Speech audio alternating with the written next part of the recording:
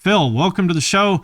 Thank you so much for joining me here. And first of all, I got to give you a round of applause for appearing on the same podcast as the legend Alex Jones.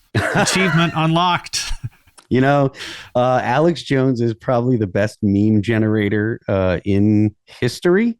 There are some people that come close, but Alex Jones is one of the greatest meme generators ever. And just the fact that I get to meet him and talk to an icon of entertainment. Obama, you shape-shifting demon.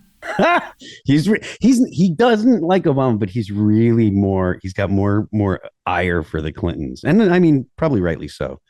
Sure. Obama Obama got into it late. Like he was already in his 30s, and he went straight into senator, and then he didn't have a long career of being a scumbag politician before he got into office. Bill Clinton had plenty of time to accrue rape accusations and possible suicide connections and stuff. There's all kinds of fun that you can have with the Clintons. Obama's boring. Yeah. He really is. The best they could come up with is, he was born in Hawaii, so maybe he wasn't born in America. Give me a break. Right? That's right. Well, that's not nearly as much fun as Hillary Clinton is a shape-shifting demon that sucks the blood of children. It's true. I'm still looking for my adrenochrome connection, because as I'm getting older, I'm looking for something that's going to give me that boost in the morning, and maybe that's it. I tell you what, there is something that'll give you that boost. It's called Trenbolone, but I don't want to go any further than that. Yeah, I'll steer clear of that. Well, the reason that I wanted to talk to you is because I think maybe more than anyone else, you have been able to carve out a career in music despite being what I guess I would call a free thinker. Other people may have less charitable names for you. Yeah, that's fine. But that's because you're a free thinker, or I'm a free exactly thinker. If you upset people, if you have ideas that challenge other people's preconceived notions, that upsets them. And if that upsets them, then they're going to most likely attack with an ad hominem. And to be honest with you, most likely they're going to talk about I haven't put out anything good since the fall of Ideals. That's 99% of my criticism is hey, the fall of Ideals was great and everything else has sucked, even though we're talking about something completely different, or what inspired them to come at me is completely different, Yeah. And I guess, it seems to me it gets harder and harder every year to kind of have dissenting opinions, to the point where I'm legitimately kind of surprised that All That Remains isn't blackballed. Well, the thing is, I think that I separate All That Remains from myself, right? Other people in All That Remains have historically not been, have historically had their own opinions that were not in line with mine. It's not like the band is a political band. I don't get on. The only political statements I've ever made from stage is I wore a Ron Paul shirt back in 2012, and I made comments about legalizing marijuana in Colorado when they first did it. And that's it. That's the only political statements I've ever made in the All That Remains context. There are a couple songs that get into political themes, but they're not overtly political. And most of the stuff that people know us for is more of our love songs, honestly. People even when people know us because of Six is a love song, so. Well, that's easier said than done, though, because, for better or for worse, the front man is kind of synonymous with a band 99% of the time. So, you can say, well, this is just my opinion. I don't represent the band, but it's pretty hard to actually pull that off. And I think that you have really kind of been able to do that, which is amazing.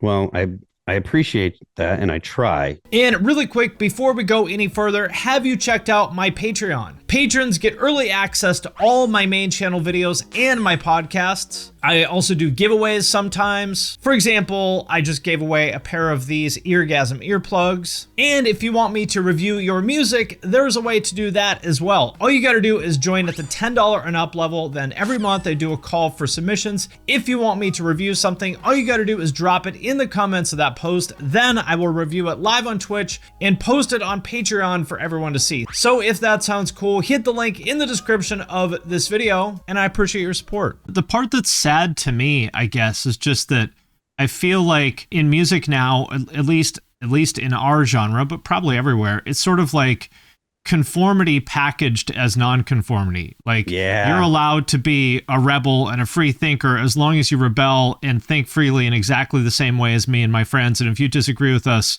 you're a horrible person. Yeah, that when you get to more authoritarian and totalitarian ideologies, which exist on both the right and the left, they get very, very exclusionary and very, very they police their own ranks very, very, very well. I mean, to be honest with you, I've dealt with that, or I think that I've been cognizant of that all of my life, because when I was growing up, and I come from, New England.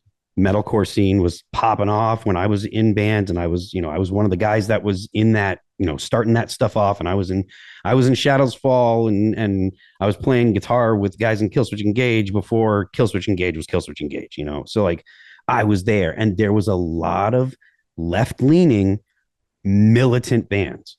Right. I remember, Earth Crisis. I've gone to see Earth Crisis, and I just re-looked at Firestorm recently. No, I would not categorize them as left-leaning, to be fair. Really? With the vegan, see, to me, the straight edge vegan, the political stuff that they but a lot of those bands were also pro-life. Were they? I did not know that. Yeah.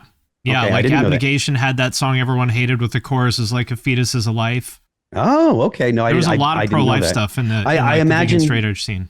Snapcase was probably like a pro-life. I imagine if there wasn't, the Krishna bands were definitely pro-life stuff.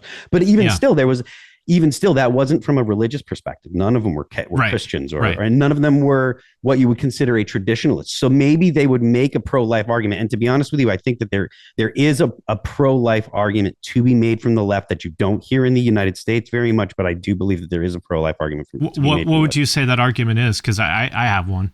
So there is no God, and Nietzsche was right. God is dead. There is no God. We have to make our own morality. If you only have one life, why is it acceptable to take a life when you only have one? There is no afterlife, and you don't even let it get a chance. If life is worth anything, maybe you can have a nihilistic perspective and say, well, life doesn't matter at all, because everything, we're going to end, the universe is going to end in the heat death anyways. And there is nothing after death and blah, blah, blah. Fine. Nothing means anything. Yes. Nothing means anything. But if nothing means anything, then I don't think anyone really needs to take your opinion seriously. Right. I mean, there's a fatal flaw in the total nihilistic perspective anyways. It's like, well, nothing means anything. Well, if nothing means anything to you, then everyone else gets to say, we don't give a shit what you think, because stuff means stuff to us. And we'll just put a bullet in your head because you don't matter to yourself. So why not? Because again, if you're going to take morality out of it, and nothing means nothing, then you living is equal to you being dead. So people that do say that they believe in something have every right to say, well, they don't believe in anything. It's moral by their own moral code to end their life because they're a threat to my way of life. So those kind of morality questions and stuff, when it comes to nihilism gets, it's real. It gets real dark real fast. It's kind of like one of the most obvious statements you can say, but people don't think about when people make the joke like, haha, nothing means anything. Nothing. Like I made a shirt that said everything is stupid and nothing matters, and I sold them on my website because it's ironic. It's kind of fun. I don't really believe it, but if you believe nothing matters, then all bets are off. There is no morality then, and that's the same kind of. That's why you end up with authoritarians and totalitarians just slaughtering millions and millions of people. So, well, I wonder how we got here, because getting to your point about, the metalcore scene or hardcore scene and stuff back in the day, people always butted heads about that stuff, which is totally fine. Like, I was always worried about getting beat up because I was a smoker. I was a small kid. Yeah. I'm like a small kid. I'm like, I'm going to see Earth Crisis, and I'm hoping that I can get from my car to Pearl Street and back without some vegan militant dude that's got got to prove to his buddies that he's more vegan militant straight edge than his friends, and kicks the crap out of the little guy smoking a Marlboro. That's what I was worried about, especially in that like New England scene back then. That was it was the Wild West. When Earth Um, Crisis jumped on the scene and it was, or not Earth, I'm sorry, not Earth Crisis, when Hatebreed jumped on the scene and they were not a straight edge hardcore band, I was like, thank God. Thank God they're a good hardcore band with cool dudes that don't hate me just because I'm a metal guy that smokes cigarettes. You know, Jamie's like booking right. my band, and I'm like, I'm so glad you guys are like normal dudes. Yeah. Well, so what is your kind of relationship with hardcore? Because, you know, a lot of people I think maybe forget how much hardcore and that early metalcore scene kind of went hand in hand. Like Killswitch and Overcast and Shadows Fall, and like all those bands came up in the hardcore, God Forbid, Lamb of God, all came from the hardcore scene. And I think that's been kind of lost now. What is your connection to all that?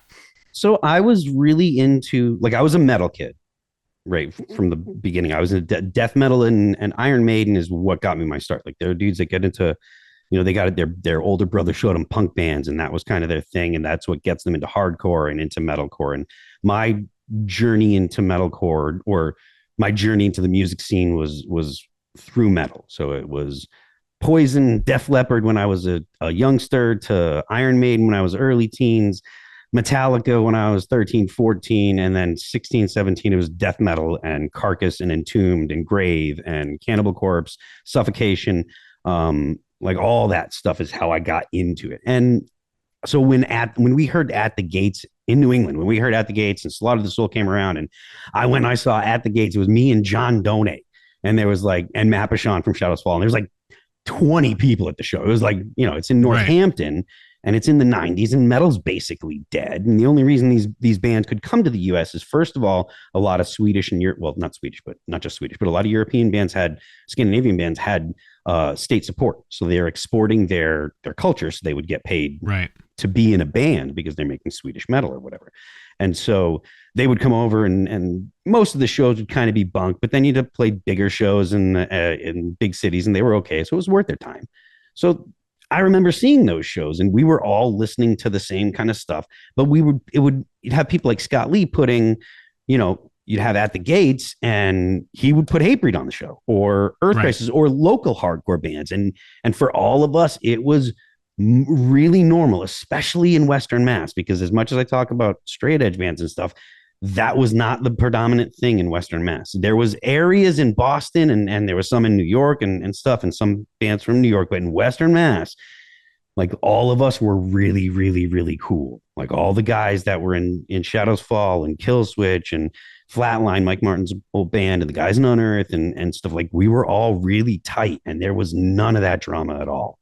Like, it was so awesome because everybody just felt like everybody wanted to be friends. And then, you know, if hardcore bands or whatever straight edge bands came into town, it was people that came into town from out of town that were not super cool, because, you know, it's Northampton, Massachusetts. It's where Smith College is. It's where, you know, it's where Amherst College is. And it was as progressive as you got in the 90s, right? Like, that was the area. So it was super cool and awesome to be around. And so, like I said, for me, it was from metal. But we were playing the same shows with a lot of those bands. We would go to see Snapcase and Earth Crisis and Hatebreed or Machine Head with, you know, whoever's on tour. And it was a very normal thing. It wasn't something that we had to think a lot about. It was just like, oh, I like that. Oh, cool. I like that too. And we just kind of put that stuff together in the stuff that we wrote. I thought it was cool that back then you could go to a show and you could see a vegan straight edge band with a ska band and a death metal band, yeah, and whatever, some random local pop punk band. And it was like wild, and maybe a Krishna band or something, wildly different in terms of music, wildly different in terms of ideologies. People could like bitterly disagree and still be on the same bill together. Yeah. And I feel like that's totally gone. I mean, you think about like someone like Pete Steele, or let alone SOD. Oh, man. You know, I just, how did we get to this place where this like groupthink is so strong? I have ideas. I would like to hear them. So it's partially a phenomena of social media. People can, as much as we don't realize it, people really, you know, the whole bubble, people live in a bubble and stuff like that. People can really self-segregate on the internet very easily and to an extreme degree. So there's that, and I also think that that we have moved away from liberalism. I think that the far left and the far and left. Explain what you mean by liberalism, because I know you don't mean Bernie Sanders. Yes, I mean liberal principles, the ideas that the United States was founded on, right? The idea that the individual is sovereign above the government, right? So the government, that the law applies to the government just like it does to the individual, that property rights are a vital part of liberty. And property rights are extremely important to a successful society, because without property rights, people stop nothing doing things. People stop being productive. So as much as people on the far left, and that's one of the defining things I think about the far left. If you're on the left, the international understanding of the left, you do not believe that people have property rights. Right. Marx believed that communism was the abolition of private property. That does not work in a society. You can have a mixed economy. You can have social programs, people that are, and I'm not trying to use this as a derogatory term, it's descriptive. People that are ignorant of the way that the governments of Europe work think that they are socialist and that you don't have property rights, or they think that they think, oh, I want to be a communist, or again, I'm using the term literally, ignorant people that listen to bread tubers. They think that I'm a communist because I want health care paid for by the government. That is not a communist. That is definitely not a communist. A liberal society believes that you have the right to own property, that the individual comes above the government, that the government exists in order to do things to protect the rights of the population, not to provide services to the population. There are only certain rights that exist. You do not have the right to someone else's labor. That means you cannot have a right to healthcare. You can demand your government provide that service, okay, but you cannot have a right to it, because to have a right to it means that you are demanding that someone else labor on your behalf to provide that service to you. You cannot, and that is a type of slavery. It's saying I'm taking your money or taking your time, taking your property in order to provide myself with a thing or service or whatever. So these things matter when it comes to a liberal society versus an authoritarian society. We have a very heavy authoritarian influence in society today. It's and not. How did music become? How did alternative music become authoritarian? It is so bizarre to me. I do not know. I aside from the social media aspect, like I mentioned earlier, people still have a desire to find their tribe, and people want to be nice, right? And conservative or liberal values tend to be more realistic, and realistic's not always nice, right? Like the real world is not a nice place. You can tell because really bad things happen in the real world. Sometimes things that sound good don't work. The idea, so like people talk about homelessness. Well, you can't just give people houses as much as there are people that believe that the reason I wish it was that easy. Wouldn't it be great? You just have a house. But the thing is, to own a house, you must be prepared to take care of a house. And if you can't take care of a house, you should not own a house, because it's just gonna fall apart. Bad things are gonna happen. People get hurt, injuries. Imagine if you gave the 18-year-old version of you or me a house. Like, it'd be smoking ruins in a week. I'd be dead. Sincerely, I was a moron well into my 30s, arguably into my 40s. Same here. But like, so yes, you people that, and I like to use this example because it's something that I feel like people can understand. You can say, I want this for someone, but that person has to agree that they want it. And and not just say they agree, because you have to go by people's actions. If so, a homeless person that's got a heroin addiction, right? Like they say, yes, I want to live in a house. Cool. Are you going to stop doing heroin? Fuck no. Well, then you don't want to live in a house, because one of the prerequisites of living in a house is not doing heroin, because you got to go to work. You have to pay your bills. Like, so if you're deciding I'm not going to stop doing the drug that's got, that's destroyed my life, not saying it's easy. And again, this is one of the things about, liberal principles. You have to allow people to fail. You have to allow people to hurt themselves. You have to allow people to do things that are bad for them. And so, I would love it if we could have a house for everybody, but it doesn't mean that everyone can take care of a house.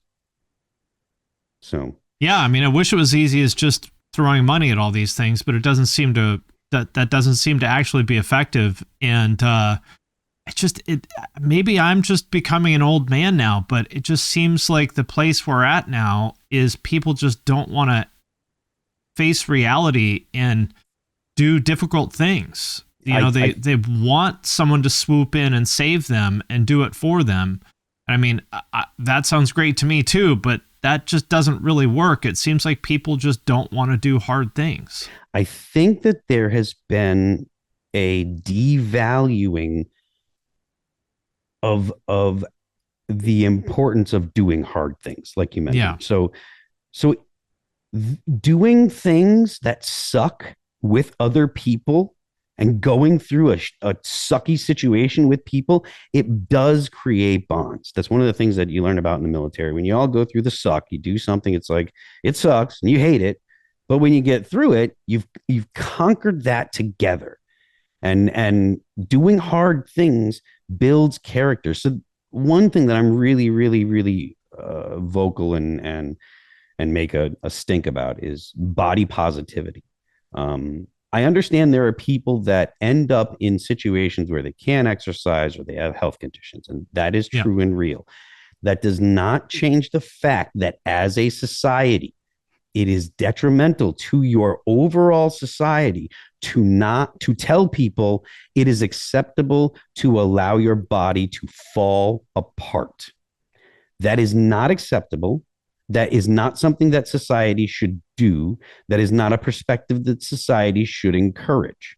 Now, you can be like, so I'm like a really libertarian kind of dude. I don't want to tell people what to do. And I definitely don't want to pass laws that mean the cops go to someone's house and make them do some shit, right? Like, I don't want laws. So you're not going to come for their Snickers bar. I'm not coming for your Snickers.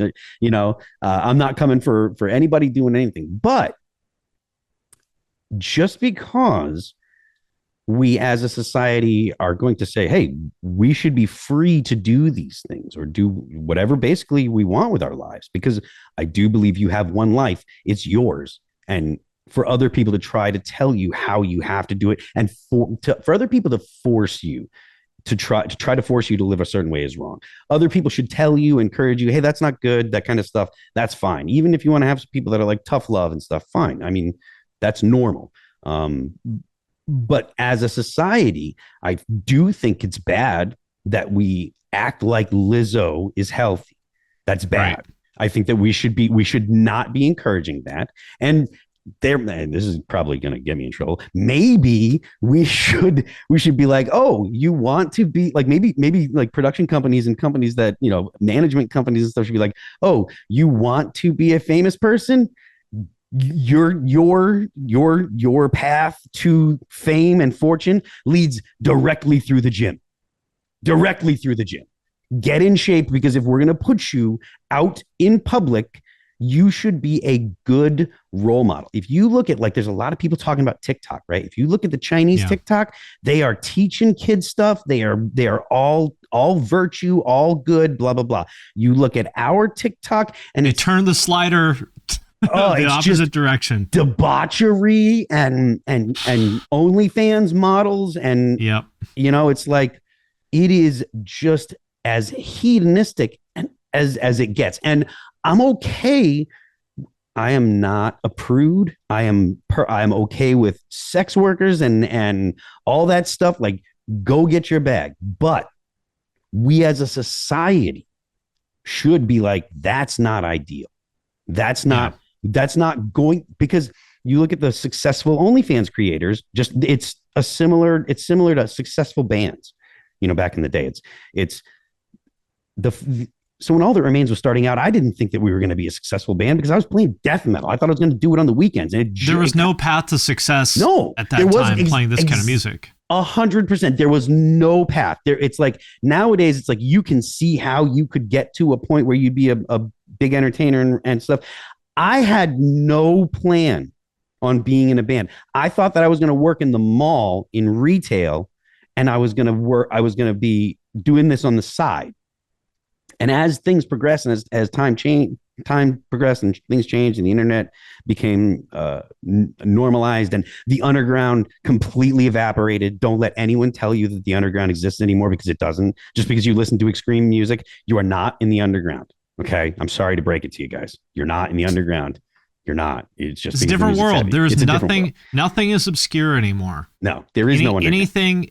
It's not, and that's fine. I'm not being the old guy telling people, oh, it was different, but it was like you had to work really hard. Like for me, there's certain like demos that I had to look for years. Yeah.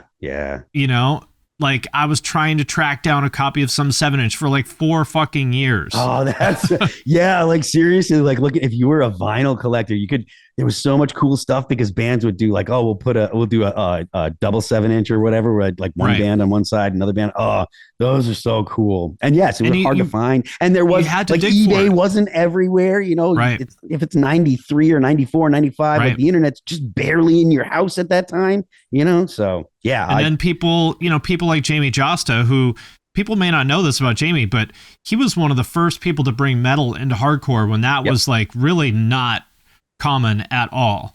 And he had like a distro. He would show up with his boxes and boxes of CDs, and like that's where I bought the first Cryptopsy CD, which at the time was extremely hard to find. I think I paid like $19 for it or something like that, which was like a fortune back then. But I was happy to do it because it was like impossible to find, and that just doesn't exist anymore. Anything you want is at your fingertips, and that's not a bad thing, but it's a different world. Yeah, man, Cryptopsy, what a band. Are they still playing? I haven't checked out any of their stuff. They still go. Yeah, they still sound great too. They have like somewhat different lineup, but still sounds awesome. Like they're still doing it. Yeah, that's sick. I saw some videos of or some video someone put up of Suffocation the other day, and Terrence is just shredding. I'm just like, it's so cool that these bands are still going. That like have you heard their live album? They're so good. They're so holy fucking shit. They're just how ridiculous. Does a band sound that good live? Pro Tools. No, they sound better live than they do on their recordings. They're ridiculous. I mean, well, they've been playing at that level for 30 years, dude. Like the record that came out that really turned me on to Suffocation was like Pierced from Within. Like that one came out and I was like, yes, and I still love it. Like every once in a while I'll put it on. I could probably still play the riff from Eulogy. I think it's Eulogy They've Forgotten. Anyways, but like, yeah, like you can listen to their demo from like 89 when they were probably like 17 or something. Yeah. They had it even back then. I remember talking to Matt Bashan. He saw them at the Milwaukee Metal Fest and they played the riff. Dun, dun, dun, dun, dun, dun, and he's like, dude, it was the craziest pit I'd ever seen. Cause back then that was like the heaviest thing ever, in the 90s. Oh, yeah.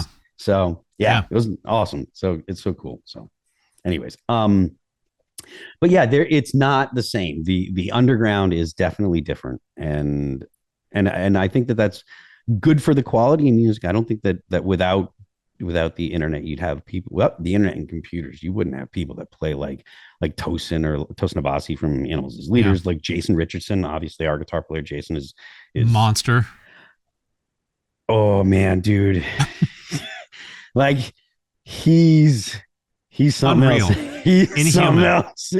He's something else. Like we were doing some stuff for Sweetwater on the just last year, and he played this, sufficiently impossible run, and he missed one note. Right, one note. And I'm sitting there talking, and the reason I remember this is I was talking to someone else as we were going. We're talking about Jason while he's playing it, and I was like, was like, he's going to want to do that again. And they're like, what do you mean? I was like, he had one note. And by missing, I mean, it just didn't sing properly, right? It was kind of there, but he's had his finger on the flub fret. it just wasn't perfect. Exactly. It didn't sing. And as soon as the guy in the control room, as soon as he got done, he hits the button. He was like, Jason, what do you think? And Jason goes, I can do it better. And he's like, okay, does it, plays it perfectly, where every note is perfect. And then I'm like, this will be fine. And the guy goes, hits the button. He's like, what do you think? And Jason's like, yeah, that's good. I'm like, yeah.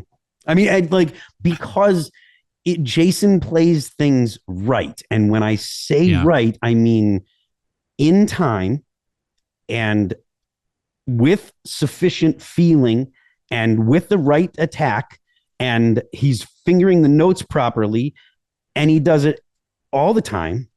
Every single time every single pick stroke is perfect. Every time he fingers a note, it is mind-boggling. It is robotic. And I've been a musician for 30 years. I've been in bands with some phenomenal players. I mean, I've played a whole tour with Killswitch Engage, and Adam D and Joe Al are both great players, right? Like I know what good players sound like.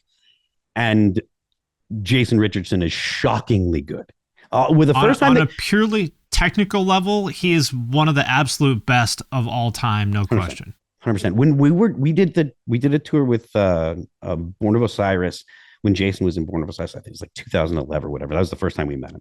And Ollie came up to us and he's like, you have got to see this. And I'm like, what? He's like, this kid is 17 years old. And and Ollie was like, he's better than I will ever be. And he is 17. He's like, I've been playing for 30 years. The kid makes me so depressed. and so we all go and check him out. We're like, oh, well, he really is. That's the real deal. There's no exaggeration. But so that obviously started their friendship. Ollie and Jason became buddies, and because Jason obviously is a big All That Remains fan from our early stuff, and that was the stuff he was listening to when he got into metal. So, right. And it's crazy to play with a dude like that, though. Yeah, it's amazing now to see just how fucking good everybody is. Like a random 16-year-old on TikTok is better than 99% of people in national bands were in the 90s. Yeah. One of the things, so I play guitar and I'm better now than I've ever been. Like, not kidding around. Like, I practice, and one of the things that I found is when I was growing up, and this is late 80s, is when I got my first guitar. So and in the 90s, when I was playing, we didn't have good tabs. We didn't have 100 websites that had tabs that were really, really good. And we didn't have there was an Eagles song this month in Guitar World, and you just made the most of it. Exactly. It's like if you could get a music book for a band, most of the time they were poorly put together. A lot of times they didn't have tabs. They only had music, so you had to read music to be able to do it. And I can read music like a 6-year-old can read, like sound it out. I can figure, okay, that's a B, that's, really, really poorly reading music. So yeah, we couldn't. And so computers and the internet have really made it. I think DAWs, digital audio workspaces, I think they really have been a thing, because that's really made it so that way you can slow things down and you can get really, really specific on your technique, and really get really specific on your playing and stuff. And being able to hear yourself, like that's when I started recording myself, it was humbling, because I thought I was much better at guitar than I actually am. I was like, I'm pretty good. And then I tried recording myself, doubled, and I was like, oh, that's not good. It's so humbling. And now this is just kids, and kids now grow up. If you're 16 years old playing guitar now, you think that like your bass line is like super edited guitars that have every note quantized to perfection and blah, blah, blah. And that's just what people think guitar sounds like now. And so that's their bass line, and they just start going from there. And that's, I think, a big part of why they're so fucking good. What sucks is not only that's what people think guitar sounds like, the best players out there, that's exactly what guitar sounds like. Yes. So you have this super lofty goal to aim for, right? Like if you are trying to play perfectly, right? You didn't have that kind of conceptualization of, or at least I didn't when I was growing up in the 90s and playing guitar and stuff. I didn't have that conceptualization of super clean, super precise. What to me sounded like super clean and super precise. I go back and I listen to it now and I'm like, oh my God, they weren't even playing to a metronome, were they? You know, now I'm just like, I can't even believe it. Like if you go back and you listen to like Fear Factory records, and when Fear Factory came out, it was like, whoa, it's machine. Yeah. Everything's perfect. Listen how tight that is and da-da-da. And you go back and listen now and you're like, oh no, that was not probably machine. Swinging 5 or 10 BPM through that song. Yeah. Human beings, actual human beings. And nobody wants to sound like human beings. No one in the metal world, at least, wants to sound like human beings anymore. So, yeah, which is a whole other. I like that. Yeah. Yeah. I mean, you can think that's good or bad, but that's a whole other thing. Do you know Alex Rudinger? I know the name. He's played drums in a million bands. He was in the Faceless and I don't know, a million. He's played in a million bands. And he's probably 25 or something like that. And so he's one of these people that maybe he's a little bit older, but whatever. He came up sort of in this new era. And a friend of mine recorded him a few years ago and sent me the drums. He's like, oh, I just recorded Rudy. What do you think? And I was like, it sounds a little bit over edited to me. And he's like, this is raw. I didn't edit anything. I was like, oh my God. Yes, that doesn't surprise me either. Luke Holland, the guy that plays in, he plays with Jason in his solo stuff, and he plays with Ronnie Falling in Reverse. There you go, Falling in Reverse. Yeah, he's another guy, just like Jason and Luke are fucking inhuman. Like the two of them together, it's like fucking cyborgs from the future that literally nobody would have thought that was possible when we were kids. When they send each other text messages, it's literally just zeros and ones. They just type out the zeros and ones in the text message, and they see and they're like, oh, okay. It's just all binary code. They don't actually even speak English. I think it's fucking super cool to see that. Like on the one hand, it makes me feel like a dinosaur because I'm like, man, I have been left in the dust, but I think that's cool. I'm happy to see it. Yeah, I like it too. I have spent a lot of time the past couple of years really kind of practicing like sweeps and stuff like that, and solos and stuff. I've never been a solo guitar player, and I've never been able to play solos and stuff. I think that now I probably could, and that's one of the things that I'm like, I want to be able to do that before I die. So like the internet and all the resources that are out there, like it makes it so much easier for people, and it makes being a really good guitar player so much more attainable, right? Everyone has a certain limitation by talent. I think there's kind of a ceiling for most people. But man, the tools at your disposal nowadays really, really allow you to reach your potential. And they make it a lot more fun getting there. So like you were talking about earlier, you were really one of the earliest OGs to, what people went on to call metalcore, although that wasn't a word at the beginning. Yeah. And, the new wave of American heavy metal, whatever you want to call it, you were very early to all of that. Yeah. Which then kind of got supplanted by all the Rise records, crabcore bands and stuff. And then that got supplanted by all the gent stuff. But I feel like people are kind of really, really ready for that like 2000s metalcore kind of sound to come back. And as somebody who helped start that, what do you think? Like, do you feel like there's a revival of that around the corner? I think so. I'm doing a little shameless self plug here, but Richardson's we got some new stuff that's, oh boy, y'all, I'm ready. Okay. And I heard it's what I heard when he sent me the song is a fresh approach on the stuff that I was doing 15, 20, 25 years ago, right? Like it's taking all the good stuff from that and he's just really just, made it if Jason, it's like if Jason Richardson was writing metalcore, it's like, which is really interesting to me because that is such a different, like just fundamentally different style than what he does. So that's really intriguing to me. Yeah, it is. And you do hear the technical, obviously he's a very technical player and you hear him. But you hear him writing All That Remains, right? It's like it's All That Remains filtered through Jason Richardson. And then obviously it's my voice. So it's, you know, it's me, you know, and I think that because of the fact that, you know, I'm the only guy that's been in All That Remains from the very beginning, like, and I'm the voice and stuff. I think that whatever, basically almost whatever I sing on, it's going to sound like All That Remains to some degree. Especially if you take into account like Madness had so much weird shit on it that, like, you know, it's like now it's like, well, it's not that far off from some of the other weird stuff they've done.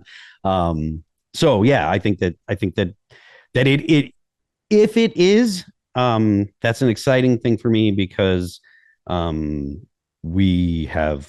in a position to really capitalize on that. We got the best guitar player in the world. Yeah. And you know, I can yell and jump around some. So I've been known to. I just think people are.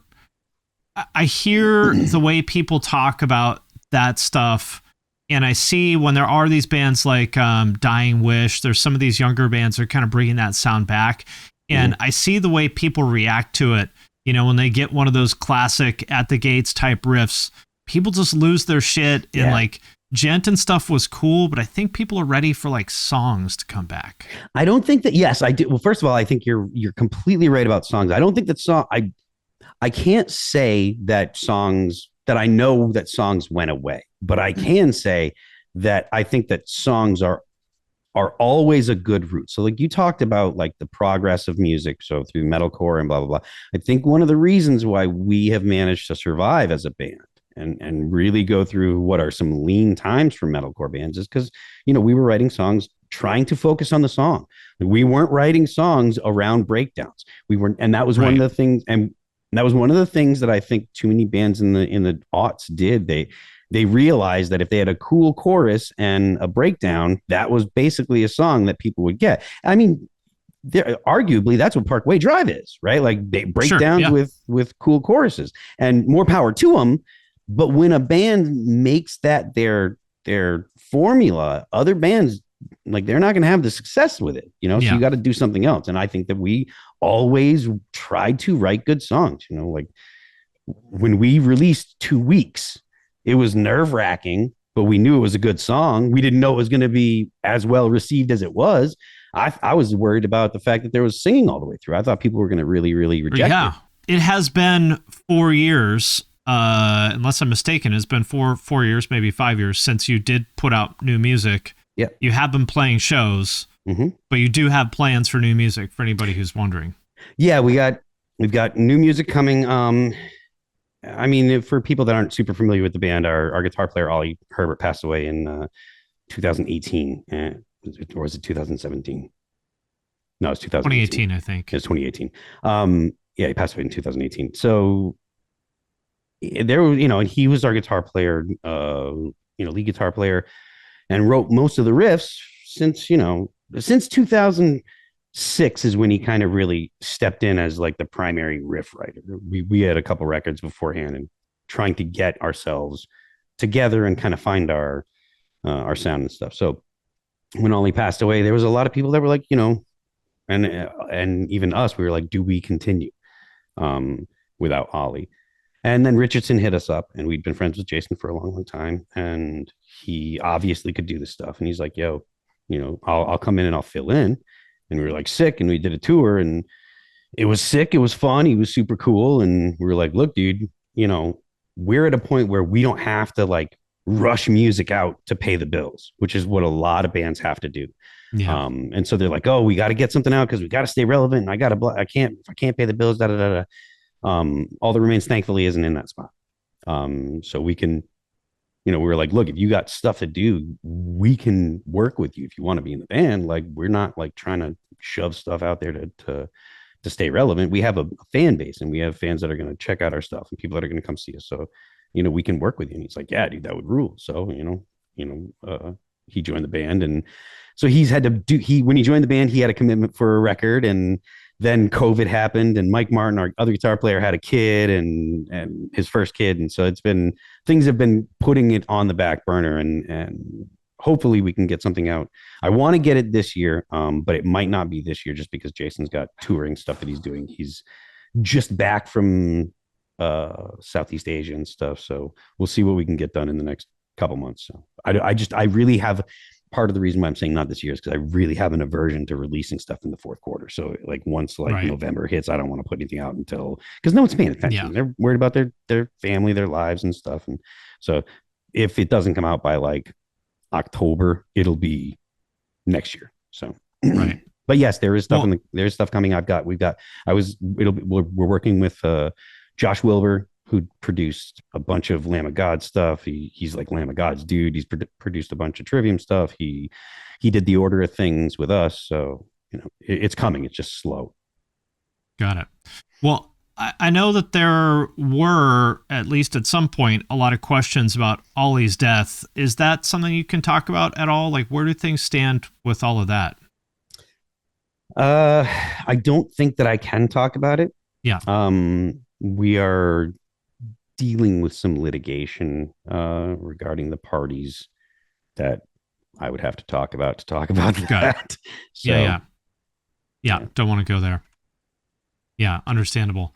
So getting back to what we were talking about earlier, you get branded as a conservative, but I think you've always been very clear that you're a libertarian, which, as we talked about before, are two different things.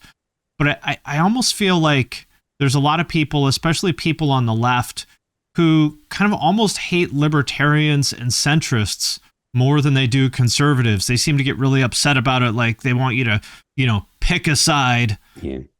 Have you seen that? Like, I don't understand that. So the left, the general consensus of the left is everyone not a communist is a fascist. And Right. and the reason, and it from their perspective, I mean, we can laugh at it as normal people, but that perspective is, I mean, again, we're laughing about it, but that's why it's just so insane. But you're right. That's why you hear people call Donald Trump a fascist. Right. Like Donald Trump. And I think Trump sucked. Yeah, I can't stand him. He's a fucking asshole. But he's not a fascist. No, he follows the rule of law.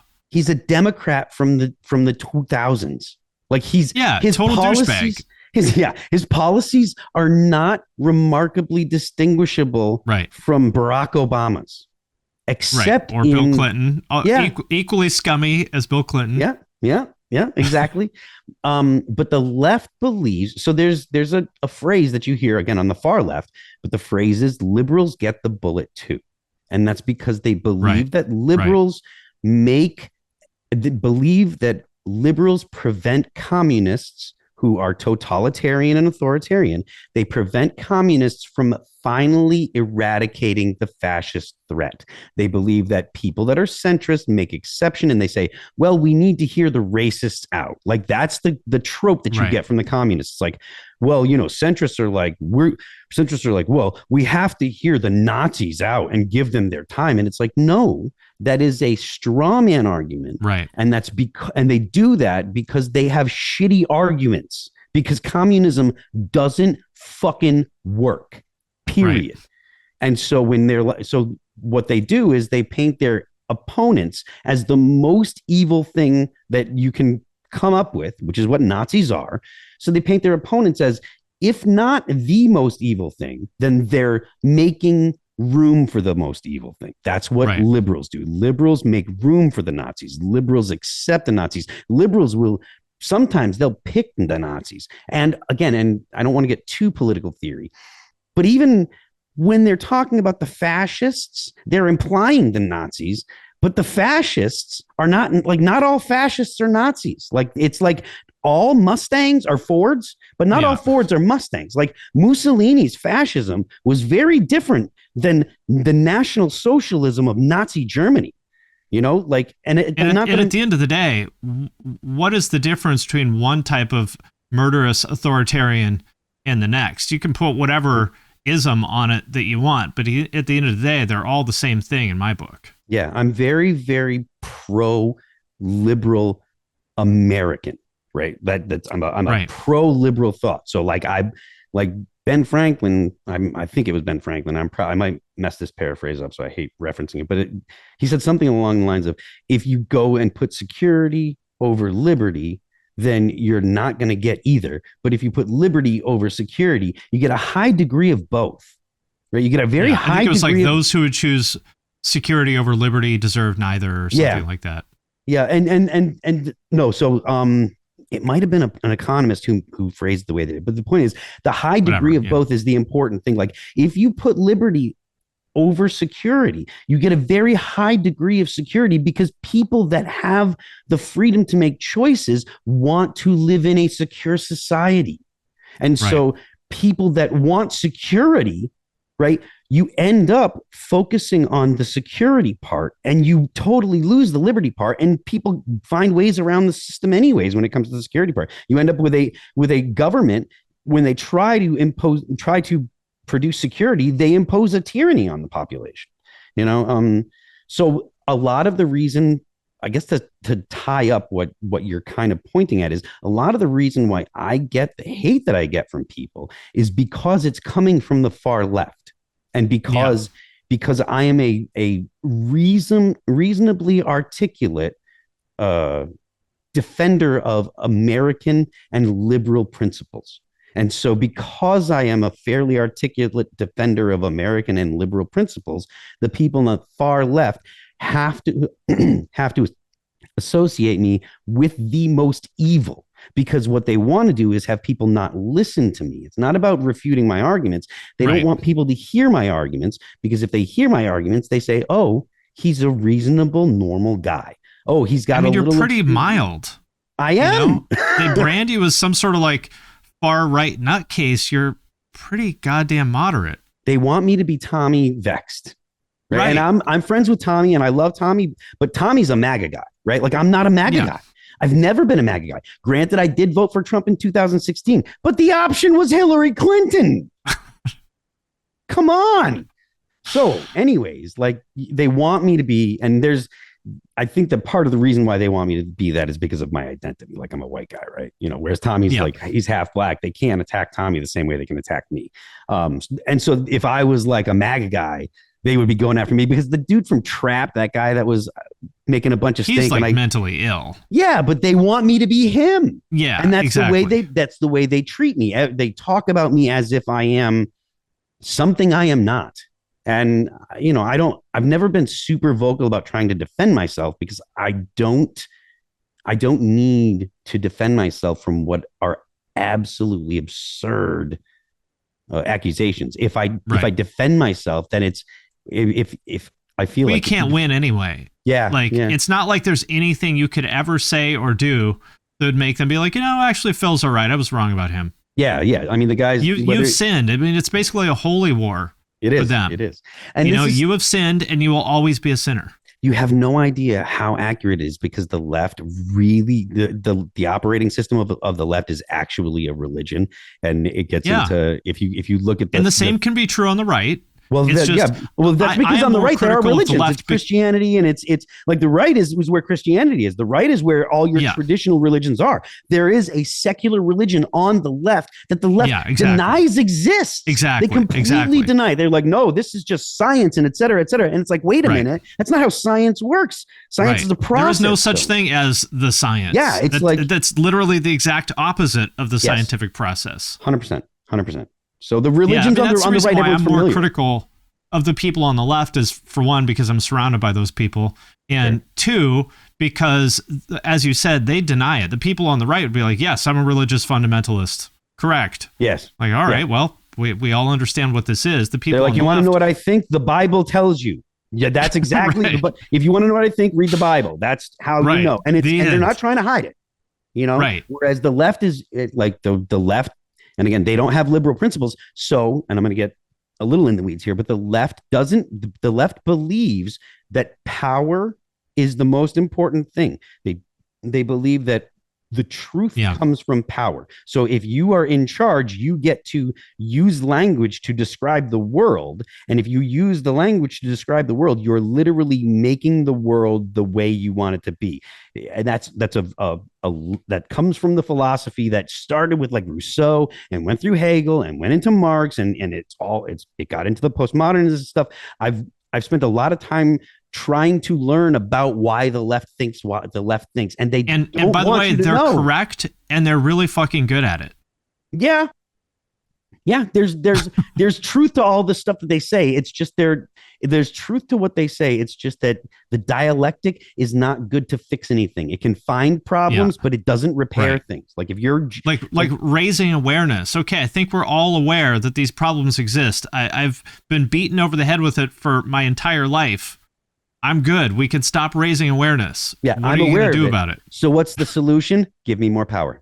It's all it's all power. Right. It's all just give me more power. Well, there's racism. Okay, so what do we do about it? Give me more power. Right. Oh, there's sexism. Like here in Seattle, we have a pretty significant homeless issue, and the answer is always give more money and power to the people who are basically incentivized to not solve the problem, because the worse the problem is, the more money and power they get. Yeah. Yep. And you wonder why it keeps getting worse. It's a problem that has plagued societies, regardless of whether you're a ostensibly liberal society like ours, or whether you have some kind of authoritarian society. That kind of corruption, which is what it is at its heart, that kind of corruption is a feature of government. And then the left will tell you, oh, well, we're anarchists and we don't want government. And then as soon as they get in charge, they're just like, well, okay, time for the boot. Look at the Chaz. The Chaz they had a police force, their own internal police force in the Chaz right quick, and they're handing out guns. Handing out guns to 16-year-olds with no accountability, with nothing, any of the things that they, I suppose rightfully ask of the police force. They quickly threw all that stuff out the window when it was their guys. Yep. Yeah, and that shit was scary, man. You remember that? You've seen the photo, I'm sure, of that like burning cop car on the street from Seattle. That was the exact block where my wife caught the bus to work every day. And I was just like, I don't feel safe anymore. And Seattle is such a chill city. I've never felt that way before. And she's Vietnamese. And at the time there was a lot of, attacks on Asian people and stuff at the time. And just like, man, I don't feel safe here anymore. I've never felt that way in my life in America, in Seattle. I mean, maybe if I ended up in the wrong part of town at night or whatever, but I've never felt that way. Just like going about my business, and I was like, it was legitimately unsettling. I was like, what is happening? Yeah, and I mean, not for nothing, like this is less political philosophy or political ideology, but all the things that are going on now with with BRICS and with the petrodollar and stuff like that, that's real concerning, because those kind of things, like those kind of big changes internationally, can lead to significant changes internally in countries. And if the United States doesn't have the amount of debt that we're carrying, if we're not the world's reserve currency, people think that it was backed by oil. It's not backed by oil. It's backed by nuclear weapons. Exactly. And so what that means when we no longer have the facade of the dollar being backed by oil, like what happens? So you talk about things are weird with riots. Like if people don't have food, it'll be more than just, we're mad about a police, our police state in America, clown shit. So yeah. Well, yes. Last question. Yeah, last question I have for you. Speaking of Alex Jones, like I mentioned at the beginning, somehow you ended up on a podcast, on Tim Pool's podcast with Alex Jones. Absolutely amazing, legendary moment. You've been on Tim's show quite a bit, and I've followed him since probably 2016 or 15, back when he was like going to Sweden and stuff, doing that kind of like journalist stuff back then. You also did a song with him recently. How did you guys end up linking up and kind of, working together as much as you have? Twitter. I just watch this stuff, follow him on Twitter, and they invited me out to come down and be on one time, and I went down, and it was a cool experience. Everyone was nice, and they had me back maybe 6 months later or whatever. And then the third time that I was on, Tim hit me up and he's like, "Oh, Alex is coming." He's like, "I need you to help me rein him in, tame the beast." And I said, "Oh, dude, I got you. I will be there." And then, as soon as Alex goes, I'm just like, "Yeah!" It was fun. But yeah, so I mean, like I said, it was just us, talking back and forth a little bit on Twitter, and then I'm in my apartment in West Virginia now because I'm kind of a consultant for Tim. And he was streaming, and he's like, I'm thinking about doing this and doing a morning show. And I was listening, and I just sent him a super chat. I was like, "I'll do it." He's like, "Really?" And when he said "really," I was like, "Oh, you're serious?" I was like, "Actually, I don't really have any reason why I wouldn't or why I couldn't." So I grabbed the dog and came down, and here it is. So. Yeah, so you're like kind of a regular on the show, right? Yeah, I'm down here. I work with them on music stuff that they're doing. I give do producer stuff, or basically my opinion, come up with ideas for vocals, or I'm going to work with Carter today. We're doing some vocals and stuff, and then I'll give my opinion on the show and hang out and talk to Congress people and stuff. That was kind of the thing for me. It's like I get to come down here and actually ask questions of relevant people. And it's not, it's more than just,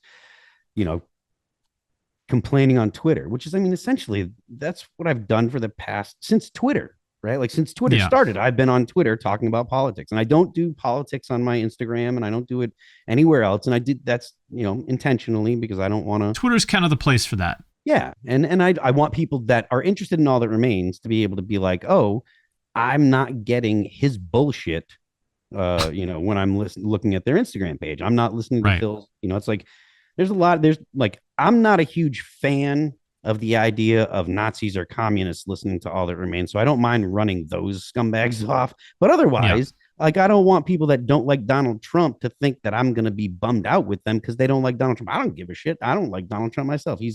Well, no, okay, he's funny, but anyways, he's hilarious. It's a clown world kind of funny. Yeah. So yeah, that was it. It's just, that's kind of been my hobby, political, social commentary, or just kind of being involved. It's always been something I'm interested in. And I think that recently I've realized that what I should have done was got into philosophy when I was younger, and started to read philosophy, because that's, as I learned more about politics, I learned that really what I was interested in was philosophy, because the actual, like the policy of one administration compared to another, like, how do you get this bill, and is this district going to go this way, and like all that shit? Who cares? I don't give a crap about that. But what is a woman? That's an interesting question. You know what I mean? It's like, yeah. And I remember I was talking, this was back in probably 2014, 2015. I was talking to the guys in the band, and I was like, "Yo," talking about trans people. And they were like, this is, I'm not going to say who said it, and this is a while ago, and we're dumb guys. And he's just like, one of the guys was like, "Dude, why are you so into trannies?" I'm like, it's not that I'm into trannies. I'm like, they're asking. But have you seen Blair White? It was Bailey J. So like, I'm familiar with, like, have you seen Nikita Dragon? I don't know Nikita Dragon. No, I don't know. But I mean, even ContraPoints pulls it off, right? Like, ContraPoints is like really, really, really, like, very passing, But I was like, look, this is important, because it actually, makes a fundamental question. Like, what is it that we call a woman? And for me, like, I get the whole trans thing, because like, I explain it to people, and conservatives don't like it, but I feel like they understand when I say it like this. I'm like, look, my dog is a female, right? There is nothing womanly about Django, right? But she's a female. So I get the whole gender as a social contract. I understand that. But then to say that it's not connected to biology, okay, well, you're stupid. You're a liar. You're ideologically motivated to say that gender is not in any way connected to biology. That's ridiculous. So I try so hard not to touch the trans thing because it's such a third rail thing, but I have found that by not talking about it, there's like a lot of people who call me a transphobe, which is insane because I've actually always been very supportive of trans people. Yep. And I feel like trans people have been done dirty by the media because I actually know a lot of trans people through, doing my content and stuff like that. Mm-hmm. And all of the trans people I know are very cool, like chill people that just want to be who they are and be left alone. And the ones in the media are not stable people. And I think that it gives trans people a bad name because it makes people, I know that that's not representative of trans people because I know a lot of normal trans people and everyone's like, oh, trans people are crazy because they see these talking heads in the media who are not stable people. And I think that sucks. Dylan Mulvaney is so detrimental to trans people because it is she is I think Dylan is supposed to be a she. I don't even think that Dylan is actually trans. I think that Dylan is a social media star and has found a way to get attention on social media. And I think that is a big thing that's going on in the LGBTQ community, mostly in the TQ part of it. Politically, so there's a political aspect of sexuality that is covered under queer theory. If you are queer, you are politicizing sexuality as your formal way of understanding politics and probably your formal way of understanding the world. You can be lesbian, you can be gay, you can be bi, and you can be trans and not be interested in being queer. And I think that that's going to be a distinction that people are going to have to learn, and they're going to have to make that distinction because the queer part is the political aspect of it. And the queer part is the part that parents have an objection being in schools because it is politicizing sexuality and it's doing it to young people. Now, maybe I don't want to get into what is happening where, but there's no debate that teenagers are being exposed to queer politics, right? Yes. And under the guise of there are teenagers that may be gay and lesbian or trans that need to understand this stuff. And I think that is probably something that society's not going to be able to do. I think that it's probably going to have to be something that is going to have to be more personal. I don't think that schools are going to be able to I don't think that schools are responsible enough to teach those things to children without trying to politicize the children. And the children and parents are going to have a legitimate objection to politicizing the sexuality of their children. As they should, teach my kid how to do math. I don't want anybody teaching my kid any kind of morals, whether I agree with them or not. Yep. That's not 100%. Your job. That's my job. 100%. And that's what a liberal society offers. Liberalism, people like the left likes to call liberalism an ideology, and it is not.